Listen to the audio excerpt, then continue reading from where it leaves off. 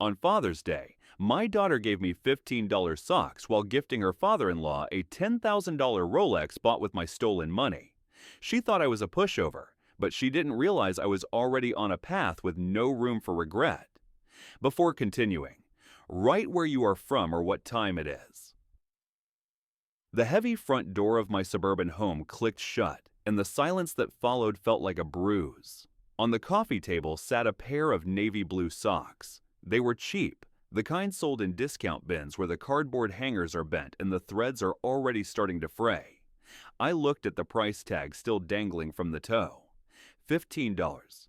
My daughter Amelia had handed them to me with a smile so thin it wouldn't have covered a crack in the sidewalk. She called them a practical gift. She said I was a simple guy who didn't need extravagance. Then she walked out to her designer car to have dinner with her father-in-law, leaving me with 10 cents worth of cotton and a heart full of lead. I sat on the worn couch and felt the ghost of my late wife, Ellen, in the room. For 20 years, I'd poured every spare cent and every ounce of my soul into Amelia. I sold my dream of a retirement boat to pay her $40,000 annual college tuition.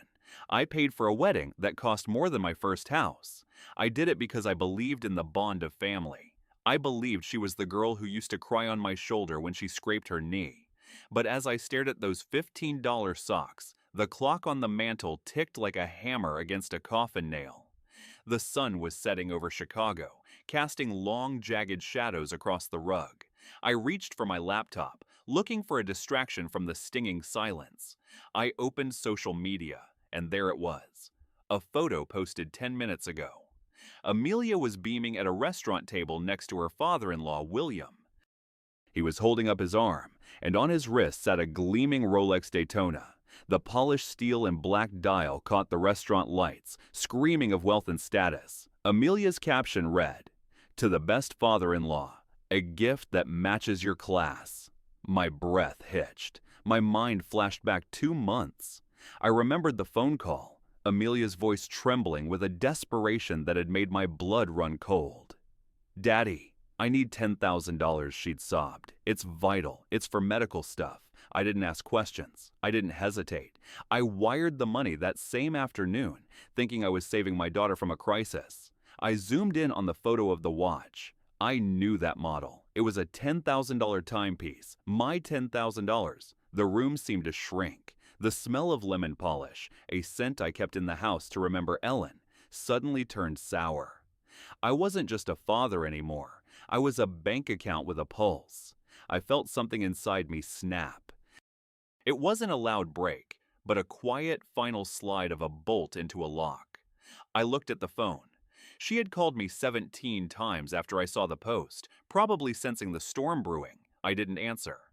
I stood up, the floorboards creaking under my weight, and grabbed my jacket. The path ahead was dark, but for the first time in years, I knew exactly where I was going. I walked into the kitchen and saw the gift bag Amelia had left. The tissue paper was crumpled and discarded like an afterthought. I picked up the socks and threw them into the trash bin. They hit the bottom with a soft, pathetic thud. My hands were shaking, but not from fear. It was a cold, hard rage that demanded movement. I went to my desk and opened a drawer, pulling out the bank statement I'd printed weeks ago. The $10,000 transfer was circled in red, a wound on the paper that matched the one in my chest. I headed out to the car, the evening air sharp and damp. The neighborhood was too perfect, with its manicured lawns and blooming azaleas hiding the rot underneath. I drove toward the city, the skyline looming ahead like a wall of glass and steel. I needed to be sure. I needed to see the place where my sacrifice was traded for a trinket. The engine hummed, a low growl that mirrored my own. I pulled into a parking spot near Oak Street, the heart of Chicago's luxury district.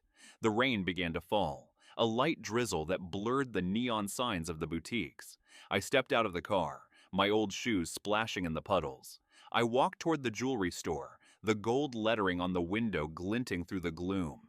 I reached into my pocket and felt the folded printout of the photo. My knuckles were white as I gripped the door handle. I pushed it open, and the chime of the bell sounded like a summons to court. Inside the jewelry store, the air was heavy with the scent of expensive perfume and the silent hum of wealth.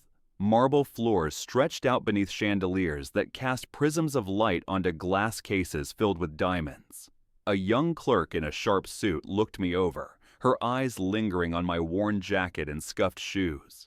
She didn't see a customer. She saw an intrusion. I didn't care. I walked straight to the counter and pulled out the photo of William's watch. "I need to know if this was bought here," I said. My voice was low and steady, a sound that seemed to vibrate against the glass. The clerk hesitated, her practiced smile flickering. She took the paper and looked at it, then glanced at a man in the back. A manager emerged, a man named Mr. Kessler with a balding head and a cautious expression. He looked at the photo, then at the bank statement I slid across the marble. "This is my account," I told him, pointing to the $10,000 charge. "Was it used for this Rolex?" Mr. Kessler tapped at a tablet for a moment, his face softening with a look of realization. He nodded slowly. "The transaction matches," he said. "Paid in full on March 15th. A young woman made the purchase. She said it was a gift for a family member who had done everything for her." The words felt like a physical blow to my stomach. March 15th. That was the day I'd wired the money for the medical emergency. She hadn't even waited 24 hours to spend it on another man's vanity. "Is there a problem, sir?" Kessler asked, his tone shifting to something like pity. I took the papers back and folded them carefully. "No problem," I replied. I just needed the truth. I walked back out into the rain, the cold water soaking through my clothes. I sat in my car and stared at the steering wheel. The betrayal was complete. It wasn't just about the money. It was about the lie. She had used my love as a weapon against me. My phone buzzed on the passenger seat. Another call from Amelia. I stared at her name on the screen until the light faded into black. She knew I was on to her. She knew the silence meant the end of the old Paul. I drove home, my mind racing. I wasn't going to just sit there and take it. I thought about the years of shifts I'd worked, the vacations I'd skipped, the dreams I'd buried so she could have a life of luxury. And in return, she gave me $15 socks and treated her father-in-law like royalty with my sweat and blood. I pulled into my driveway and saw a car waiting there. It was Amelia's husband, Liam. He was leaning against his car, his smirk as polished as his loafers. "Paul, we need to talk," Liam said as I stepped out. His voice was casual, dripping with the condescension of a man who thought he held all the cards. "Amelia's upset. You're being dramatic over a watch. It's just a gift, man. Don't be petty." I walked past him toward my front door, my keys jingling in my hand. He followed me, his steps heavy on the porch. "William's a big deal, Paul. We had to make an impression. You don't need that kind of money anyway." I stopped at the door and turned to face him. The porch light cast his face in harsh relief. "You used my money," I said. "You lied about a medical crisis to buy a watch. And you think I'm the one being petty?" Liam chuckled, a dry sound that made my skin crawl. "It's family money, Paul. It all ends up in the same place eventually. Just fix the mood, okay? Call her, tell her it's fine." I looked him in the eye, and for the first time he saw the hardness there. The smirk vanished. "I'm not calling anyone," I said. "And it's not family money anymore. It's my money, and you're done touching it." I opened the door and stepped inside, slamming it shut before he could say another word. I heard his muffled curse from the porch, followed by the sound of his car speeding away. I went to the kitchen and picked up the phone. It was time to call in a professional. The next morning, the sun was a cold shard of glass in the sky. I sat in a high-rise office downtown, the air smelling of stale espresso and old law books. Across from me sat Elaine Carter. She was a woman with sharp eyes and a gray blazer that looked like it could stop a bullet. I'd heard she was the best when it came to domestic disputes and financial fraud. I laid my bank statements on her desk like a deck of cards. "My daughter took $10,000 under false pretenses," I told her. "She used it to buy a luxury watch for her father-in-law. Now her husband is telling me it's family money." Elaine leaned back, her pen tapping a rhythmic beat against a legal pad. Family money is a term people use when they want to steal without feeling guilty, she said. Her voice was direct and dry. But the law sees it differently, especially when there's a paper trail this clear. She scanned the documents, her eyebrows rising as she saw the dates. She bought the watch the same day you sent the wire. That's not just greed, that's arrogance. She looked at me, her expression softening. You want to get it back? I shook my head. It's not about the $10,000 anymore. I want to protect the rest. I want to make sure they never treat me like a piggy bank again. I've given her everything for 20 years. I'm done. Elaine nodded, her eyes flashing with a predatory light. Then we start by cutting off the oxygen, she said. We freeze any joint accounts. We revoke her status as a secondary user on your cards. And we look into the will. You've probably left her the house and the savings, haven't you? I nodded. It felt like I was signing a death warrant for my relationship with my only child, but the memory of those socks kept my hand steady. We spent 2 hours going through the details, every sacrifice I'd made, every check I'd written for her wedding and her home. Elaine took notes, her movements precise. She's been living on your credit for years, Paul. This is going to hurt her. Are you ready for the fallout? I stood up and walked to the window, looking down at the Chicago traffic below. I've been hurt for a long time, I said. It's their turn to feel the weight. As I left the office, my phone buzzed. It was a bank alert. A new transaction was being attempted. $2,500 at a high-end furniture store. Amelia was out shopping again, likely on my dime. I felt a surge of adrenaline as I pulled up the bank app. With a single tap, I flagged the card as stolen and blocked all further activity. The transaction was declined instantly. My heart pounded against my ribs. The first shot had been fired. 10 minutes later, the calls started. I ignored the first 3, but the fourth one I answered. Amelia's voice was a screech of pure fury. Daddy, what did you do? My card just got declined in front of everyone. Fix it right now. I stood on the sidewalk, the wind whipping my hair. I didn't do anything, Amelia, I said. I just stopped the theft. You told me that $10,000 was for a medical emergency. Since you lied, I can't trust you with my credit anymore. You're being insane, she yelled. We needed that furniture for the guest room. William is coming over. You're embarrassing me. I looked at a group of people walking by, their lives so simple compared to the wreckage of mine. You embarrassed yourself the moment you bought that Rolex with my money, I told her. The furniture isn't my problem, and neither are you. I hung up and felt a strange sense of peace. The bridge was burning, and the light was beautiful. I spent the afternoon at the bank, filling out forms that felt more like armor than paperwork. The manager, a man who had known me for a decade, looked at the requests with a somber expression. You're sure about this, Paul? This removes her from the estate entirely. I signed the last line with a flourish of ink. She removed herself, I replied. I'm just making it official. The weight of the pen felt like a mountain, but I didn't let my hand shake. When I got home, the porch was no longer empty. Amelia and Liam were both there, their faces flushed with anger. They looked like strangers to me now. Amelia stepped forward, her eyes red-rimmed. How could you? She whispered, her voice cracking. After everything Mom wanted for us, you're throwing away our family for a few $1,000s? I leaned against my car, my eyes cold. Your mother didn't raise a thief, I said, and she didn't raise a liar. Liam stepped up, his chest puffed out. This is financial abuse, Paul. You can't just cut someone off without warning. We have bills. We have a lifestyle to maintain. I laughed, and the sound surprised even me. It was a harsh, jagged laugh. My lifestyle paid for yours, I said. You want to maintain it. Get a second job. Or sell the watch. But you're not taking another cent from this house. Amelia lunged toward me, her hand raised as if to strike, but Liam caught her arm. You'll regret this, she hissed. We're going to the police. We'll tell them you're not in your right mind. We'll have you declared incompetent. I looked at her, and for a second I saw the little girl with the pigtails. Then the image faded, replaced by the woman who traded her father for a Rolex. Go ahead, I told them. Tell the police about the $10,000 medical bill that turned into a watch. I have the jeweler's statement. The silence that followed was absolute. They hadn't expected me to go to the store. Their faces turned a pale, sickly shade of gray. "We were going to pay it back," Liam muttered, but the lie was so weak it barely made it off his lips.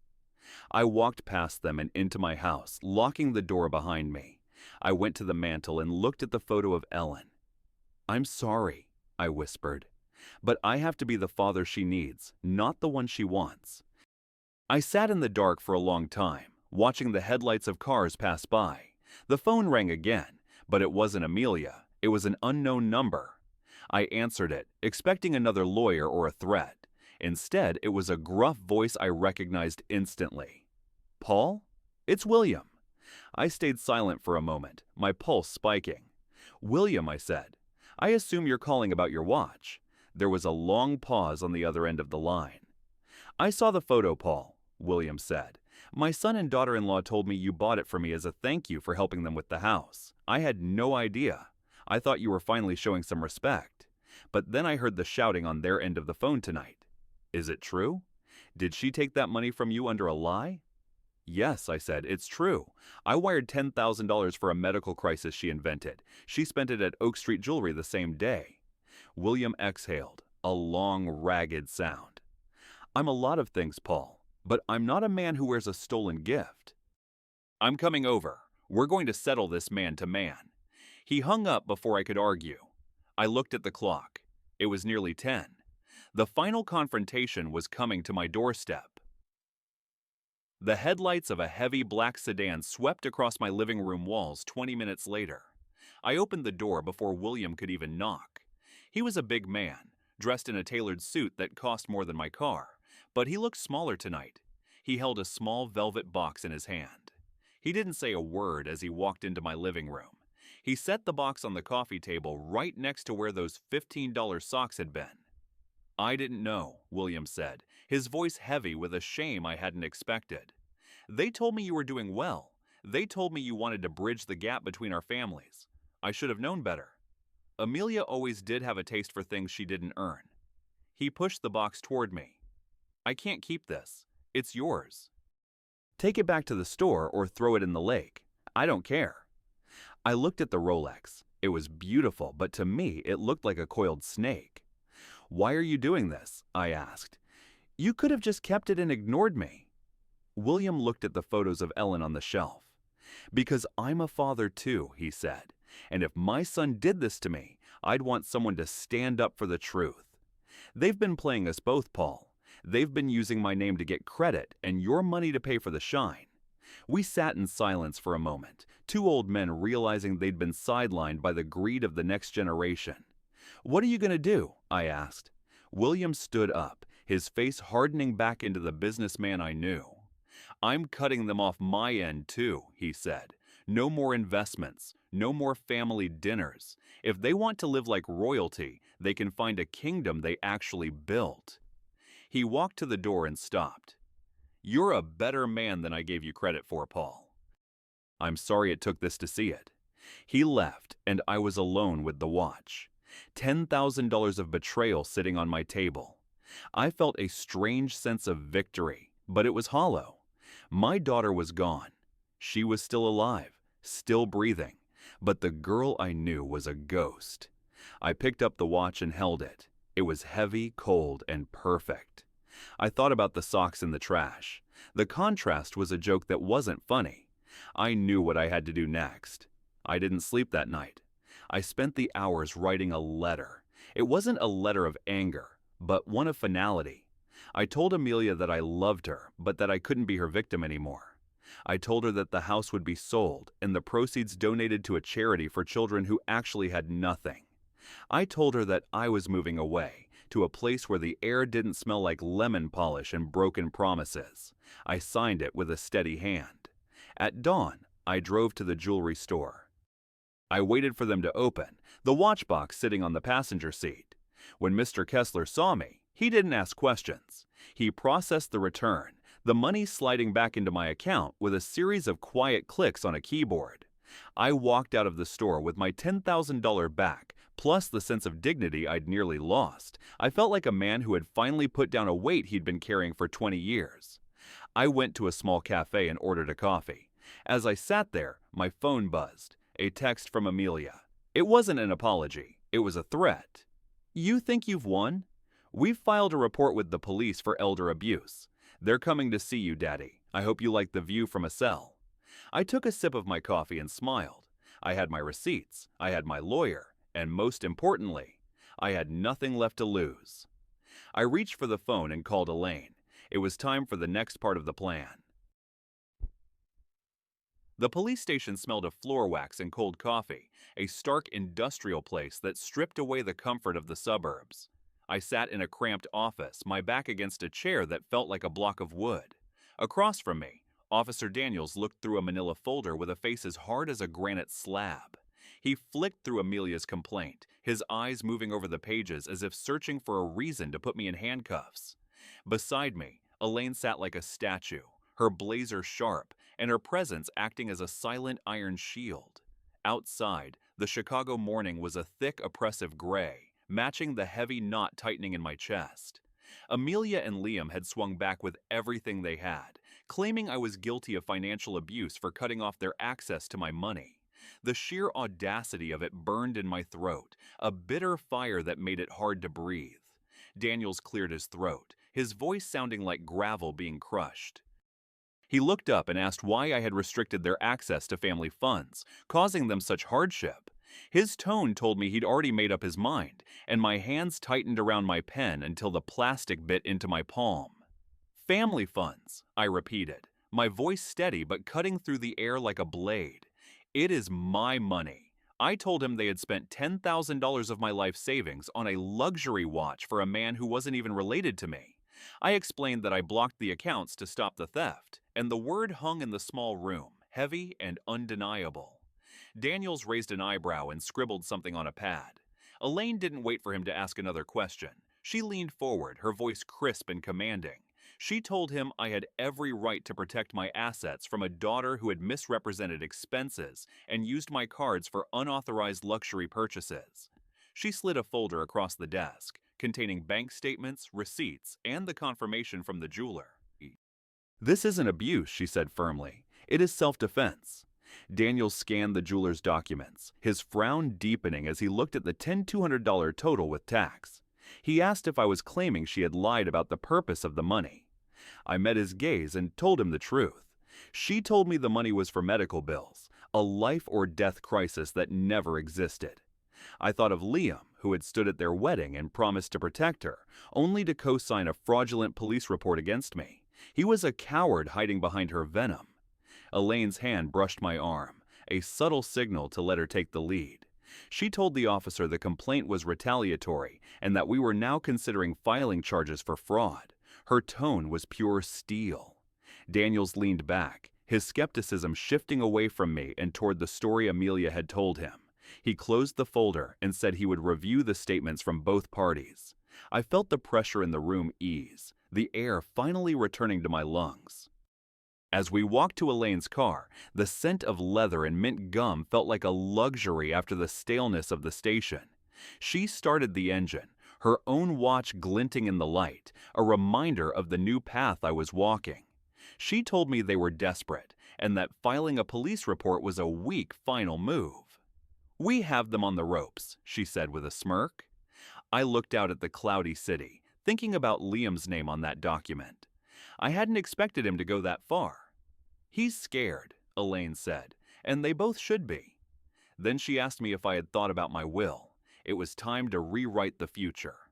I pulled out my notebook and jotted down the word, the pen feeling heavy as I realized I was about to erase the last of our family ties. I wondered how far Amelia would go to keep her grip on my life, but the clock in my mind was already ticking toward a finality she couldn't stop. The notary's office was a small pocket of quiet in the middle of Chicago's midday rush, smelling of old paper and polished wood. I sat at a heavy oak table with a stack of documents that felt like bricks in a wall I was building between myself and Amelia's greed. Elaine stood beside me, checking every clause with the eye of a hawk. The spring sun warmed the room, but my hands were like ice as I gripped the pen. Rewriting my will was a knife to my heart, but I knew it was the only way to be free. The notary, a woman with silver hair and a gentle voice, adjusted her glasses and looked at me. She asked to confirm that the new will designated my entire estate to a trust with Elaine as the executive. I nodded, my throat so tight I could barely breathe. No direct beneficiaries, I said, my voice steady despite the hollow ache in my chest.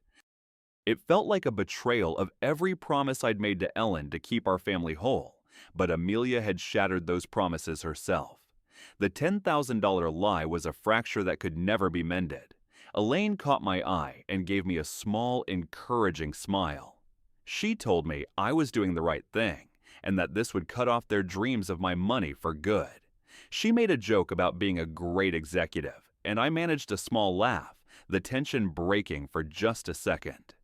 I signed the first page, the sound of the pen scratching against the paper loud in the silence. I remembered drafting the original will after Ellen died. Amelia was only 12, and her future was the only thing I cared about.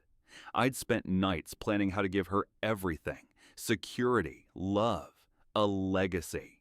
Now I was erasing her name with every stroke of the pen.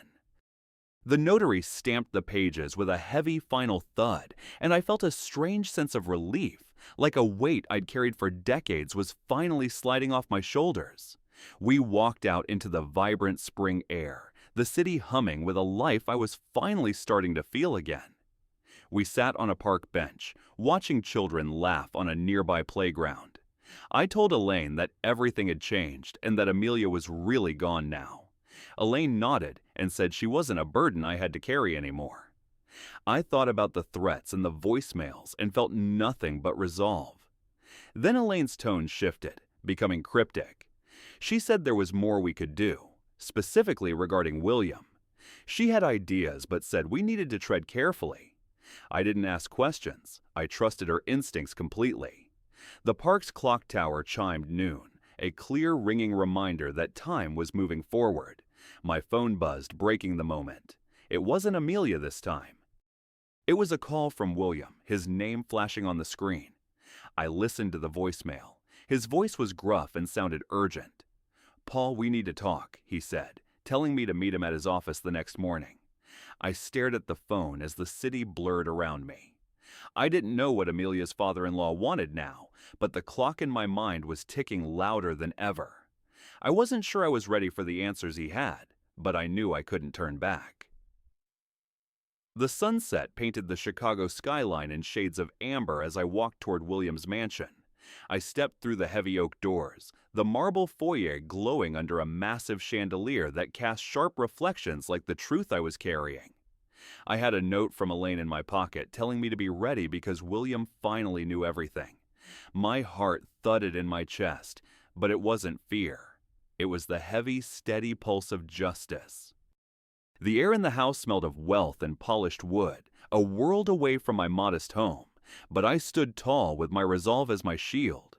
William was waiting in his study, his large frame rigid behind a mahogany desk. His face was etched with a fury I'd never seen, his eyes dark as he gripped a velvet box. Elaine stood nearby, her expression calm and alert. "Paul," William said, his voice low and gravelly, "I owe you an apology." He slid the velvet box across the desk, and the contents were unmistakable. It was the Rolex, the $10,000 symbol of my daughter's betrayal. I didn't touch it. I told him he didn't know, and that she had lied to both of us. The words were simple, but they were backed by years of skipped vacations and sold dreams, all traded for a watch. William's jaw tightened, his fingers trembling as he opened the box. The watch gleamed under the study lights, mocking us both. "She told me it was a gift to thank me for my support," he said, his voice cracking with pure disgust. He said he never would have taken it if he'd known the money was mine. In that moment, the powerful businessman vanished, replaced by a father who had been betrayed just like me. Elaine stepped forward and laid out the facts: the bank records, the signatures, and the jeweler's testimony. She was a scalpel, exposing the wound Amelia had left. William slammed the box shut with a sound that echoed like a gunshot. He revealed that Amelia had been trying to worm her way into his business, pushing for roles and dropping hints about investments. He had thought it was ambition, but now he saw it was nothing but greed. I met his gaze and told him I didn't want his pity, only what was right. He nodded and pushed the box toward me again, telling me it was mine and that he would deal with Amelia himself. His tone promised consequences that I knew would stick. I lifted the box, its weight grounding me, a tangible piece of my dignity finally returned. We left the study, the evening air outside cool and quiet. In my car, I opened the box one last time, the watch glinting in the fading light. I remembered a family dinner years ago where William had praised Amelia's heart, a memory that was now shattered. I closed the box, my fingers steady. This wasn't just a watch anymore. It was proof that I wasn't the fool she thought I was.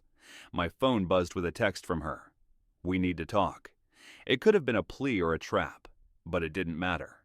I set the phone down, the Rolex heavy in my lap, and started the engine. The morning sun warmed the porch of my home, catching the dew on the azaleas. I stood at the door, the familiar creak of the floorboards a comfort under my feet. I hadn't expected Amelia to show up, but there she was, standing on the porch with Liam. Her auburn hair was loose, her eyes were red-rimmed, and her usual polished poise was fraying like a worn thread. Liam slouched beside her, his hands in his pockets and his eyes fixed on the ground. The sight of them, stripped of their arrogance, stirred no pity in me, only a quiet, iron strength. I opened the door but stayed on the threshold, my arms crossed. "What do you want?" I asked, my voice calm and unyielding.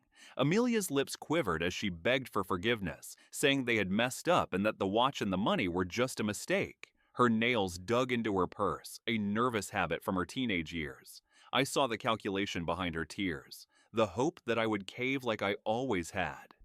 Liam mumbled that they didn't mean to hurt me, but his cowardice was as clear as ever. I stepped onto the porch, the wood creaking under my weight. "A mistake?" I asked. I reminded them of the $10,000 theft, the lies about medical bills, and the police complaint. "That's not a mistake," I told them. "It is a choice." Amelia whispered that they had lost everything because William was furious and had cut them off.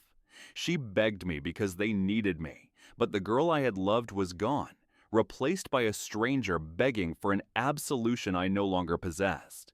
I told them they had made their choices, and now they had to live with them. There was nothing left to say. I pushed the door open, the hinges groaning as I stepped back inside. Amelia's sobs followed me, but I didn't turn back. I closed the door and heard the latch click shut, a final, beautiful sound. I leaned against the door, my breath steady for the first time in weeks. My phone buzzed with a message from Elaine. "Meet me at the park at noon to talk about the final step." I looked at the porch through the window. It was empty. The clock in my mind was finally ticking toward a future I had earned. The park was vibrant with the scent of lilacs and fresh grass. I walked with Elaine, the gravel crunching under our feet. In my pocket was a check for $9,800, the amount I'd received after selling the Rolex back to the jeweler. The weight of the betrayal had lifted, replaced by a quiet, soaring freedom. I felt a new beginning starting, one that was hard-won but entirely mine. Elaine teased me about not buying a yacht, and I chuckled. I told her I chose peace instead, and that the money was going to a children's shelter downtown. It was the only way to turn the betrayal into something good. We reached the lake, the surface shimmering in the noon light. I skimmed a stone across the water, watching the ripples spread in perfect circles. I had lost Ellen and then Amelia, but in the wreckage, I was finally finding myself. The ripples faded, but their impact remained, just like the choices I had made. The director of the shelter had been humbled by the check, telling me it would change lives. The watch had become a bridge to something better. Elaine told me I'd come a long way from a pair of socks, and I met her eyes, thanking her for giving me the shot to fight back. She offered me a role in a new community project, a door left ajar for a future I was ready to claim. I tossed another stone into the water, no longer bound by lies or doubt, ready for whatever came next. If this story resonated with you, leave a like and consider subscribing. You can also drop any comment below, even just one word. Maybe tell me where you're watching from, or what time it is right now. Sometimes one word is enough to say you were here.